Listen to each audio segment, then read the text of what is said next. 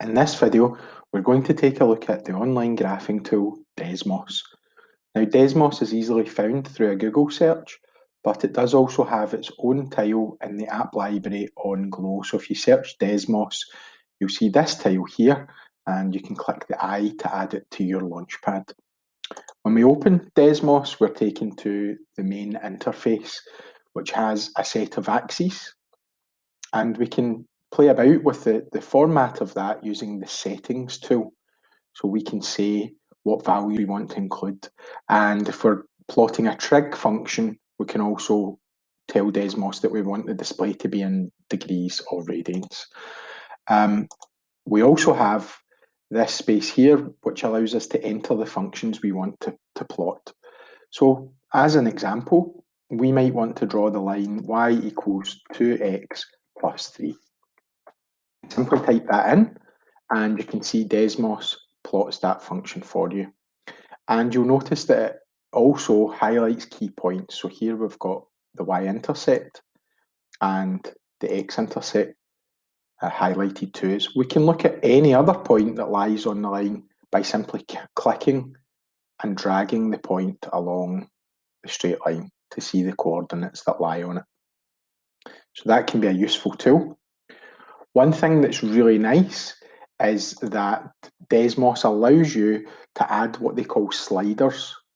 And what that does is it lets you vary a coefficient and observe what that does to the graph. So for example, again, sticking with the straight line, you might decide to type in y equals mx, and you see how the option to add the slider appears,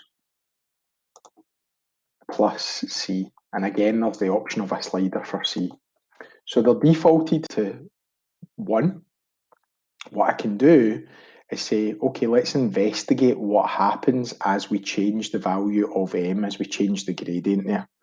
And we can see the line getting steeper and steeper. And we can also look at what happens when the gradient becomes negative. And the same for the y-intercept. We can vary that and observe the change that happens in the graph. So that can be really, really useful, particularly for looking at transformations of graphs.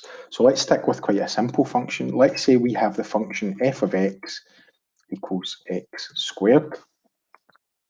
Well, what we can do is we can plot the function f of x plus a. And again, the option to add that slider appears.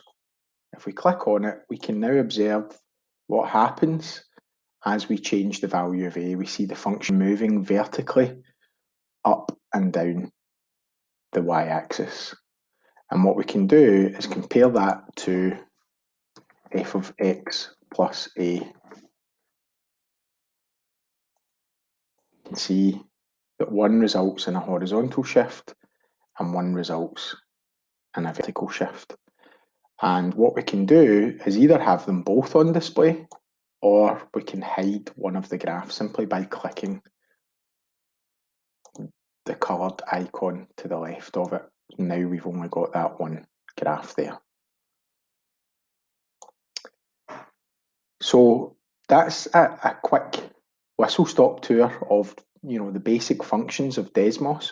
Very, very handy for visualizing graphs and for equations. For example, if you solve a quadratic equation, you can check your answer and see where the roots lie. What I would recommend is that you actually just open up Desmos and have a play around. There are so many more functions that I haven't gone into in this video, but they are quite discoverable, and the more you play with it, the more you'll realise what it can do for teaching and learning.